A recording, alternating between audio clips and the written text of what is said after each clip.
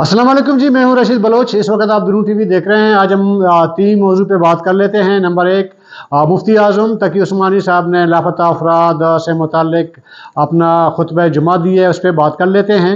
और इसके अलावा आवाराम समेत दीगर इलाकों में आज बलोच यकजहती कमेटी की कॉल पे एहतजाजी मुजाहरे हुए हैं और तुरबत में भी शोहदाए बलोचिस्तान की एक रैली हुई है, उस पर भी बात कर लेते हैं। और साथ में ये जो मुस्लिम लीग नून और पीपल पार्टी में लोग धड़ाधड़ शामिल हो रहे थे, अभी धड़ाधड़ उससे निकल भी रहे हैं। और इस पे बात करते हैं कि और ये इलेक्शन का चक्कर भी थोड़ा सा कन्फ्यूजन है, उसको भी शामिल कर देते हैं इस मौज़ूआत में। तो आगे बढ़ने से कबल आपने हमें सब्सक्राइब करना है, अपना फीडबैक देना है और घंटी का बटन दबाना है। अच्छा जी, सबसे पहले तो मेरे ख्याल में मुफ्ती तकी उस्मानी साहब का खुतबा ले लेते हैं। मुफ्ती तकी उस्मानी जो है वो मुफ्ती आज़म पाकिस्तान है। उनका अगर ख़ानदानी बैकग्राउंड आप देखें, क़याम पाकिस्तान में उनका बड़ा अहम रोल था। और जब से क़याम पाकिस्तान हुआ है, उनका फैमिली का दीनी शोबे में बहुत बड़ा किरदार है। और पाकिस्तान का जो बानी पाकिस्तान है, उनकी जो है नमाज जनाजा भी इसी ख़ानदान में से मौलाना शबीर उस्मानी साहब ने पढ़ाई थी, जो मौलाना तकी उस्मानी साहब के वालिद साहब हैं। ज़रा कि उनका जो फतवा है ना मौलाना तकी उस्मानी साहब का, क्योंकि मुफ्ती आज़म पाकिस्तान है तो उनका फतवा भी काफ़ी मैटर करता है पाकिस्तान में। जब किसी भी हवाले से वो कोई फतवा दे देते हैं। तो आज उन्होंने कल जो जुमे का जो खुतबा हुआ था, उसमें उन्होंने अपने खुतबे जुमे के खुतबे में लापता अफराद से मुताल्लिक ये कहा है कि ये जो लोग लापता हो रहे हैं ना, इसमें उन्होंने इसकी शदीद मज़म्मत की। और उन्होंने जो इख्तियारदार है उनको मुखातब होते हुए कहा है और अहादीस की मिसाल देते हुए उन्होंने कहा है कि इस तरह लोगों को लापता करना और उनके अजीज़ व अक़ारिब को एक कर्ब और परेशानी में मुब्तला करना, ये एक किस्म का जुल्म है उन लोगों के साथ जो लापता होते हैं, बल्कि उनके साथ साथ उनके जो ख़ानदान के लोग हैं वो भी ज़ाहिर है कि इस परेशानी में मुब्तला हो जाते हैं। और कोई भी कलिमा गो दूसरे कलिमा गो को तकलीफ़ नहीं देता। अगर जो लापता अफराद हैं जिनके ख़िलाफ़ अगर कोई जुर्म है, वो अदालतों या जो रियासती कवानीन हैं, अदालतें हैं, उनके ज़रिए उनके ख़िलाफ़ मुकदमात दायर करें, उनको ट्रायल करें, उनको सज़ा और जज़ा का उसका फ़ैसला कर लें। ये वही बातें हैं जो अमूमन लापता अफराद के लवाहिकीन से हम सुनते रहते हैं। लापता अफराद के लवाहिकीन भी तकरीबन यही कुछ कह रहे हैं जो मुफ्ती तकी उस्मानी साहब ने उसको दोहराया है। और इसके साथ साथ मुफ्ती तकी उस्मानी साहब ने यह भी कहा है कि अब मामलात इतने कंफ्यूज हो गए हैं कि अभी फ़र्क करना बड़ा मुश्किल हो रहा है कि हक पे कौन है और बातिल कौन है, यानी कि सच पे और झूठ पे कौन है। इतना मामला जो है वो कंफ्यूज किया गया है। उन्होंने बीच में ये भी कहा कि काफ़ी लंबी चौड़ी उनकी जो है ज़ाहिर है कि खुतबा है, लेकिन मैं उनको मुख्तसर अपने अल्फाज में मैं आपको बता रहा हूँ उनका मौक़िफ़। उन्होंने कहा कि दो किस्म के लोग हैं जो पाकिस्तान तोड़ने की या पाकिस्तान के ख़िलाफ़ साजिश में मसरूफ़ हैं। एक वो लोग हैं जो रियासत के ख़िलाफ़ लड़ रहे हैं और रियासत को कमज़ोर करना चाहते हैं। दूसरे वो लोग भी शामिल हैं उसमें जो लोगों को उठा के ले जाते हैं और मावराए आइन जो है लोग लापता होते हैं। और ये दोनों को उन्होंने एक कैटेगरी में समझा है, कहा है कि दोनों एक कैटेगरी के हैं और दोनों जो है पाकिस्तान के मुफाद के ख़िलाफ़ काम कर रहे हैं। फिर उन्होंने कहा कि पाकिस्तान के ख़िलाफ़ एक तो इस्लाम के नाम पे बना है, इस वजह से साजिशें होती हैं, और दूसरी तरफ जो एटमी पावर पाकिस्तान बना है तो उस वजह से भी ये उनके ख़िलाफ़ साजिश होती है। ज़ाहिर कि उनका खुतबा था, उनका एक अपना मौक़िफ़ था, वो मौक़िफ़ उन्होंने दोहराया है जो वो कहना चाह रहे थे। उन्होंने मतलब ये कहा है कि पाकिस्तान तोड़ने के अगर कोई मंसूबा या साजिश या इस तरह कुछ हो रहा है तो इसको एक तरफ़ा ना देखा जाए, बल्कि दो तरफ़ा देखा जाए। वो लोग जो मावराए आइन और कानून लोगों को उठाते हैं वो भी इसमें शामिल हैं, और वो लोग जो रियासत के ख़िलाफ़ लड़ रहे हैं वो दोनों इसमें शामिल हैं, और दोनों को उन्होंने एक ही कैटेगरी का समझा है। बहरहाल ये मौलाना तकी उस्मानी साहब का بیان تھا وہ میں نے کہا کہ تھوڑا سا آپ کے ساتھ شیئر کر لوں۔ اور آج بلوچ یکجہتی کمیٹی کی جانب سے جو ایک شیڈول جاری کیا گیا احتجاجی مظاہروں کا، اس میں ضلع اواران شامل تھا۔ تو آج ضلع اواران یعنی کہ اواران سٹی میں ایک بہت بڑا احتجاجی ریلی نکالا گیا، اور اس میں خواتین کی بھی بہت بڑی تعداد موجود تھی۔ مردوں کی تو ہی تھی، لیکن خواتین کا بھی بہت بڑا ایک تعداد جو ہے اس میں موجود تھی۔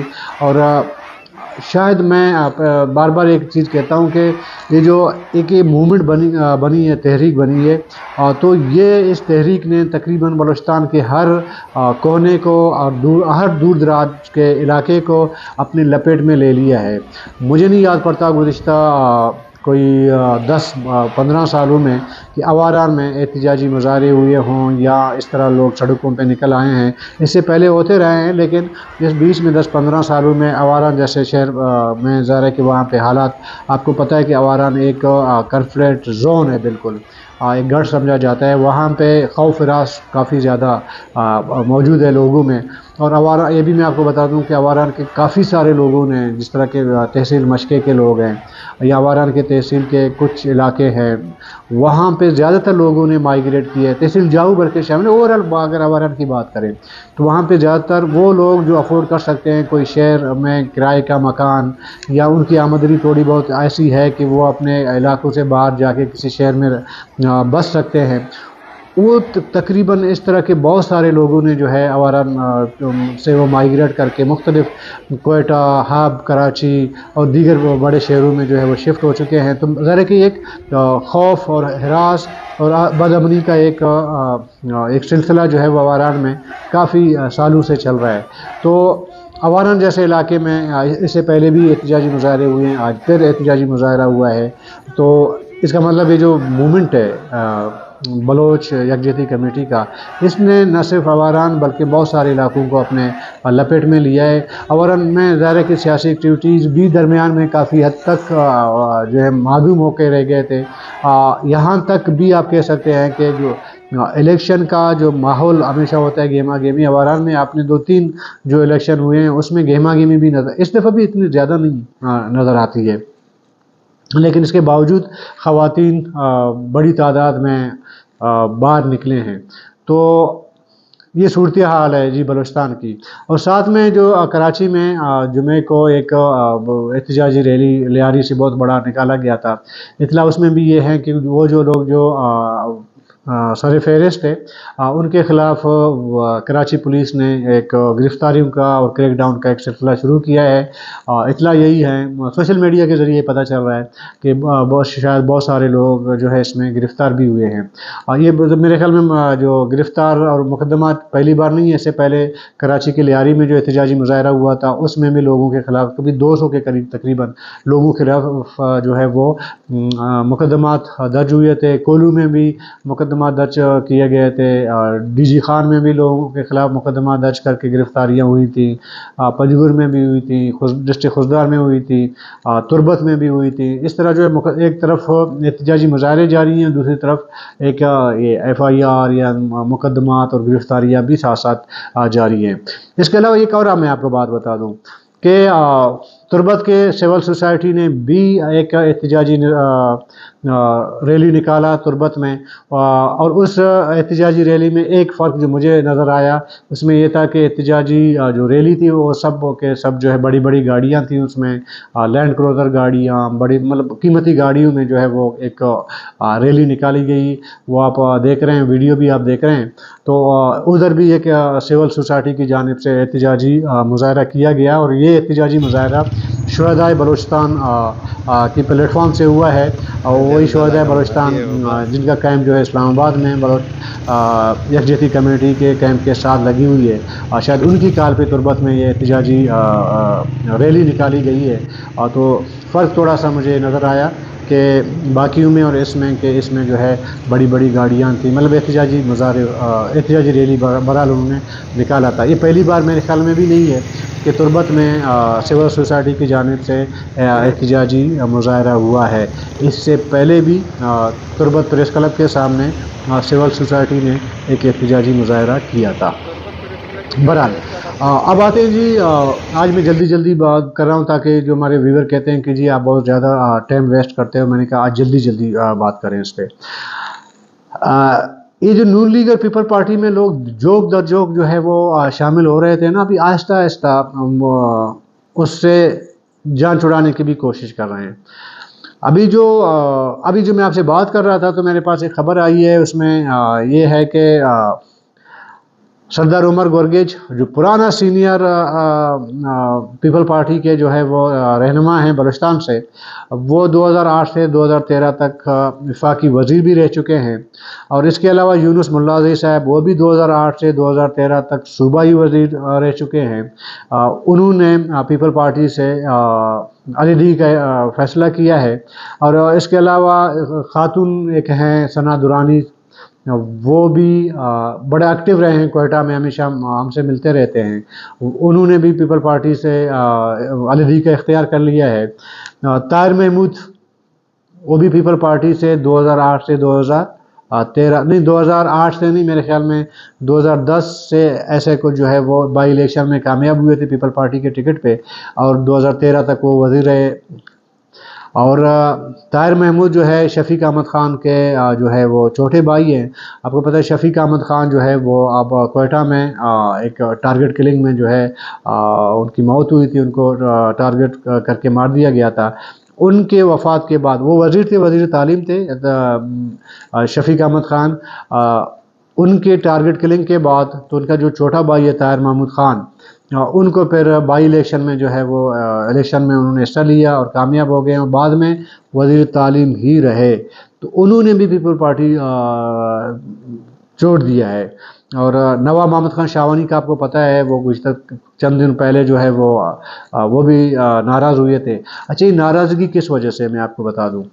नाराज़गी मोस्टली जो है वो इस वजह से है कि ये लोग ज़्यादातर लोगों ने कागजात नामज़दगी जमा करा दी थी, और कागजात नामज़दगी जमा करने के बाद ज़ाहिर है कि पार्टी का टिकट मिलना है, तो इन लोगों को जो है कागजात नामज़दगी जो है इन्होंने तो जमा कर दी, लेकिन इन्हें पार्टी टिकट नहीं मिल सकी।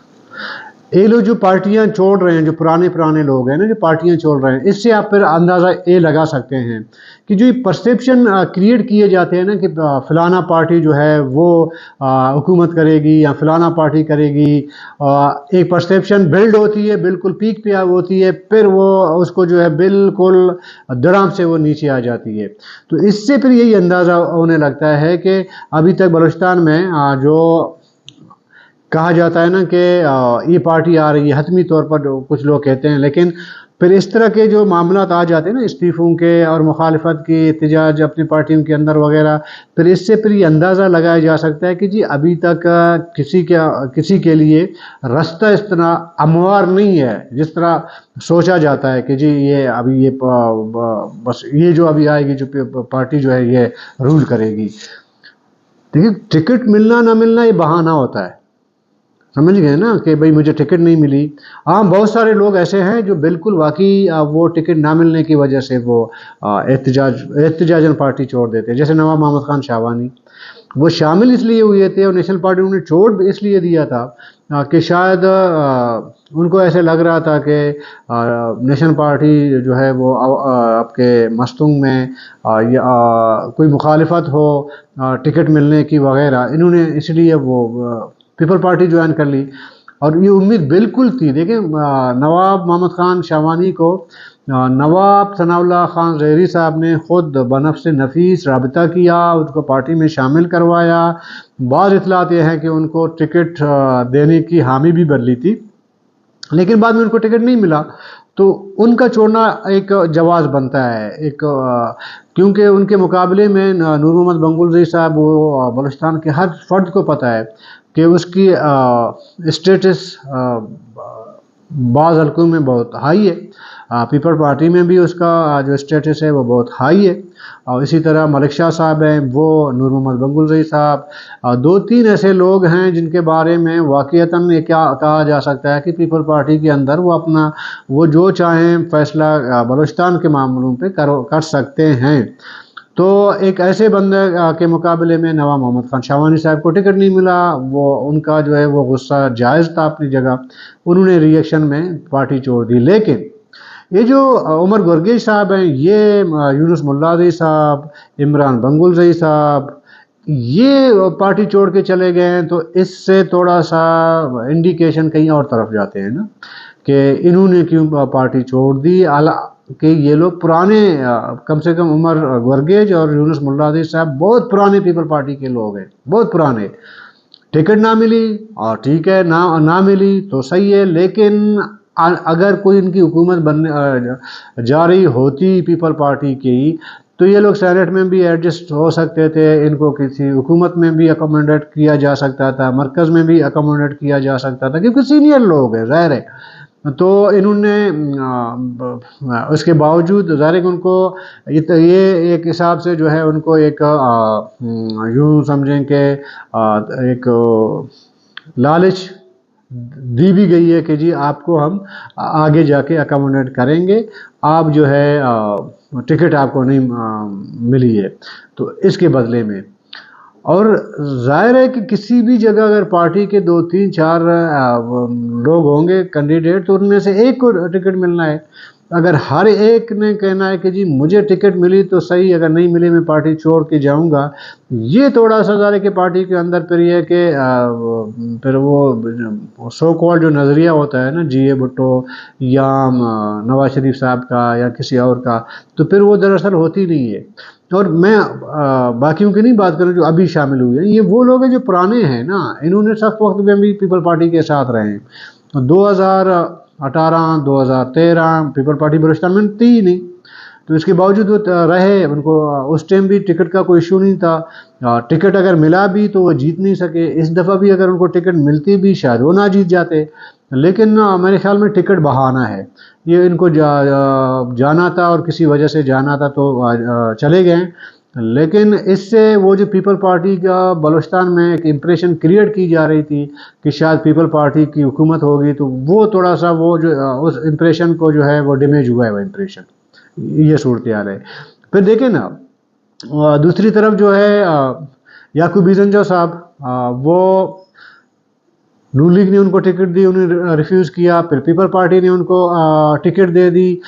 کل تک تو اس پہ رپورٹیں بنی کہ جی وہ پیپل پارٹی کے ٹکٹ پہ الیکشن لڑ رہے ہیں، لیکن آج جو میں ابھی آپ سے بات کر رہا ہوں، انہوں نے بھی پیپل پارٹی کا، جو میری اطلاعات ہیں اب تک اگر صحیح ہے، کیونکہ مجھے ابھی جو میں آپ سے بات کر رہا ہوں ابھی مجھے خبر ملی ہے کہ انہوں نے جو ہے پیپل پارٹی کے بجائے بطور آزاد حیثیت الیکشن لڑنے کا فیصلہ کیا ہے۔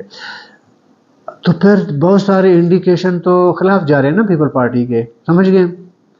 تو یہ ذرا ابھی کیا ہو سکتا ہے کل کلام پہ نون لیگ کے بارے میں بھی یہی کچھ سامنے آ رہا ہو، کیونکہ اختلافات تو بہرحال نون لیگ کے اندر بھی موجود ہیں، لیکن وہ ابھی تک کھل کے سامنے نہیں آ رہی ہیں، دبی الفاظوں میں نون لیگ کے حوالے سے ہے اختلافات، لیکن دیکھیں نون لیگ سے لوگ نہیں چھوڑ کے جا رہے، شاید ان کو کہیں سے کوئی انڈیکیشن نہیں ہے کہ نون لیگ چھوڑ کے چلے جاؤ، ان کو کہا گیا ہوگا کہ یہ نون لیگ میں رہیں، ٹکٹ ملا نہیں ملا کوئی مسئلہ نہیں ہے، آگے جا کے فائدہ اٹھا سکتے ہو۔ تو اب تک جو مجھے سمجھ آتی ہے وہ معاملہ یہی ہے۔ ابھی دیکھتے ہیں کہ آگے کی صورتحال کیا ہوگی، لیکن ایک آگے تھوڑا سا اور آپ چلے جائیں نا، تو ایک اور قرارداد سینٹ میں جمع کر دی گئی ہے الیکشن نہ ہونے کی، وہ بھی آزاد رکن نے کسی نے جمع کی، اس سے پہلے بھی کسی آزاد رکن نے جمع کی تھی، 13 اراکین نے سینٹ وہاں موجود تھے، نہ انہیں ان پہ دستخط کر دیے۔ ابھی ایک اور آزاد رکن سینٹ نے، ہدایت اللہ ان کا نام ہے، انہوں نے سینٹ میں کاغذات نام وہ ایک قرارداد جمع کر دی، ابھی اس پہ ڈیبیٹ ہونا ہے۔ دیکھیں اس دن بھی ہوئی تھی، اس دن کا تھوڑا سا اور اس میں تھوڑا ڈفرینس یہ ہے کہ اس دن جو قرارداد جمع ہوئی تھی، وہ جو سینئر جرنلسٹ ہیں ان کے بقول کہ سینیٹرز کو پتہ ہی نہیں تھا کہ کوئی قرارداد آنی ہے، وہ جب سینٹ کے اندر گئے اجلاس کے لیے بیٹھ گئے کرسیوں پہ، تب ان کو پتہ چلا کہ جی قرارداد آئی ہے۔ لیکن اس دفعہ پہلے سے پتہ ہے کہ جی ایک آزاد رکن نے وہ قرارداد جمع کرا دی ہے، ابھی اس میں تھوڑا سا میں آپ کو یہ بتاؤں کہ پیپل پارٹی شاید اس کو اپوز کرے، جمعیت علماء اسلام جو ہے اس کو اپوز نہیں کرے گی، باب پارٹی اس کو اپوز نہیں کرے گی، اس کی حمایت کرے گی اس قرارداد کی، جو مجھے میرا جو خیال ہے یہ ایسا ہوگا۔ باقی نیشنل پارٹی ہے، بی ایم پی ہے، اے این پی ہے، وہ شاید اس کو اپوز کریں، اس کی مخالفت میں بات کریں، لیکن جمعیت علماء اسلام کی بھی، جمعیت نے پہلے والی قرارداد کی بھی حمایت کی تھی۔ بعد میں مولانا فضل الرحمن صاحب نے کہا تھا کہ الیکشن نہیں ہونے چاہیے، پھر باپ کے ترجمہ نے بھی کہا تھا کہ مولانا فضل الرحمن صاحب ہمارے موقف کی تائید کر رہے ہیں۔